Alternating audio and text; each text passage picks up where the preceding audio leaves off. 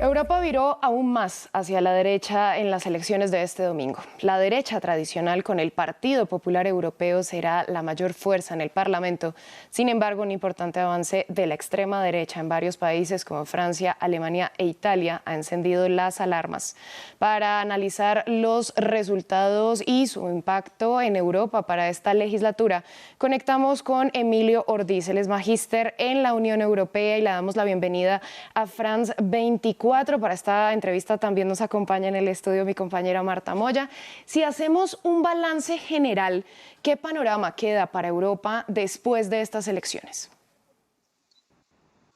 Bueno, queda un panorama estrecho, queda un panorama ajustado en el nuevo Parlamento Europeo porque el auge de la derecha radical así lo provoca. Es verdad que los populares europeos mantienen el tipo, sobre todo ellos en concreto porque crecen respecto a 2019, se va a poder acreditar la coalición centrista en la nueva Eurocámara, pero los acuerdos van a ser mucho más complicados. Va a haber que vivir un poco con la calculadora de la mano en el Parlamento Europeo. Buenos días, Emilio. Yo te quería preguntar cuáles son las causas que podrían estar detrás de ese avance de la extrema derecha, sobre todo en países concretos como el eje franco-alemán, perdón. Bueno, yo creo que lo que estamos viendo es una tendencia, es decir, en Francia, por ejemplo, lleva tiempo siendo evidente el desgaste de los liberales, de Emmanuel Macron, que si la gente se acuerda, hace poco perdió precisamente la mayoría en la Asamblea Nacional, aunque ahora vuelve a haber elecciones anticipadas. En Alemania, al final, el poder también desgasta y el gobierno semáforo tiene unos equilibrios que son complicados mediáticamente también, ¿no?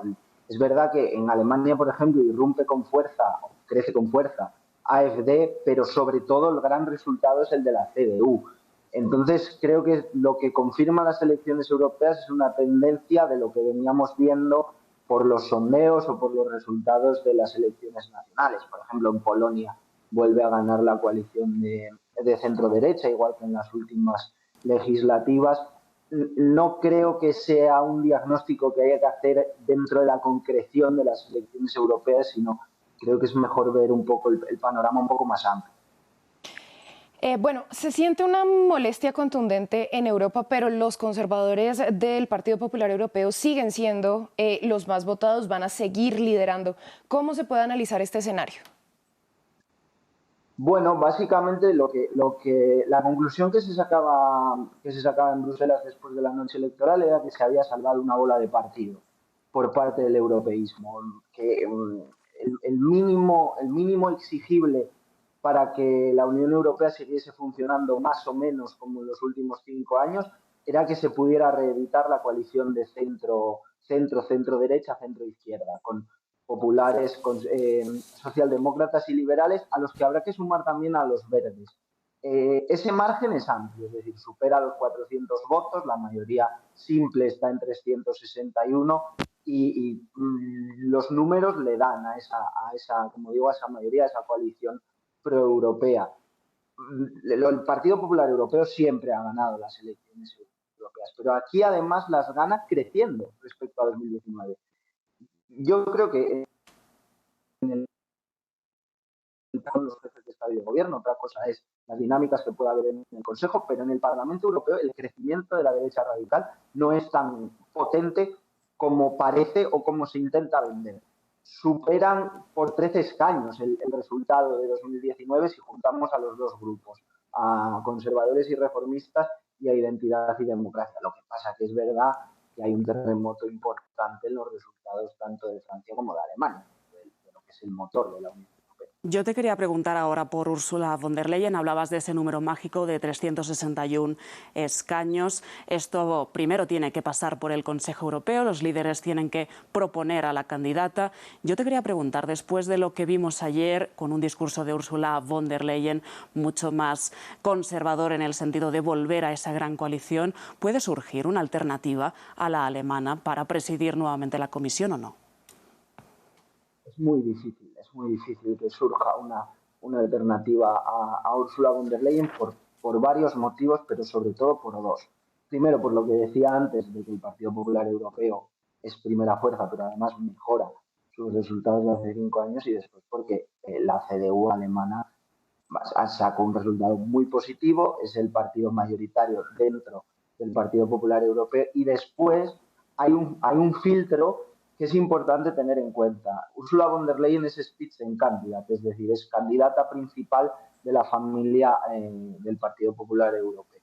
El filtro del Parlamento Europeo lo tiene que pasar precisamente por ser Spitzenkandidat, que es un proceso que defiende a capa y espada la Eurocámara. No tendría ningún sentido llevar a la Eurocámara un nombre que no sale de los Spitzenkandidat. Ahora mismo no hay una alternativa viable, pero ni numéricamente, ni ideológicamente, ni que le convenga a otros partidos, como puede ser el de Giorgia Meloni en el Consejo Europeo, el gobierno de Giorgia Meloni en el Consejo Europeo. Hay que recordar que en 2019 ya Víctor Orbán votó a favor de Ursula von der Leyen, pero es que además ahora en este Consejo Europeo de 2024 ya no está el PiS polaco, que podría poner algún problema. Polonia tiene un gobierno del Partido Popular Europeo. Todos los votos van hacia el lado de von der Leyen, y ahora sí que es realmente complicado que le salga una alternativa. Emilio, si nos centramos en Francia, los resultados pues provocaron una reacción inmediata y sorpresiva, por no decir más, de Emmanuel Macron de disolver esta Asamblea Nacional y convocar legislativas anticipadas. ¿Lo podemos calificar como una apuesta arriesgada o una jugada estratégica? Depende de qué escenario se vaya a dar en las próximas semanas. Si, como parece, los partidos de izquierdas van juntos a las elecciones legislativas, es decir, Partido Socialista, los Verdes y el partido de Jean-Luc Mélenchon, la Francia insumisa, si van juntos, eso puede aglutinar mucho el voto, no tanto en favor de Macron, pero sí, y ahora más importante todavía, en contra de Marine Le Pen.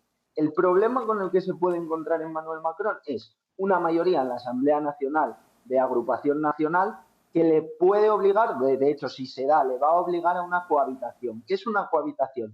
Un presidente de la República, en este caso liberal, es decir, el propio Emmanuel Macron, con la obligación de nombrar a un primer ministro de derecha radical, es decir, de la Agrupación Nacional. Y esa cohabitación entre dos rivales directos en las últimas elecciones presidenciales es bastante complicada de asumir, y será un símbolo de inestabilidad si finalmente se da.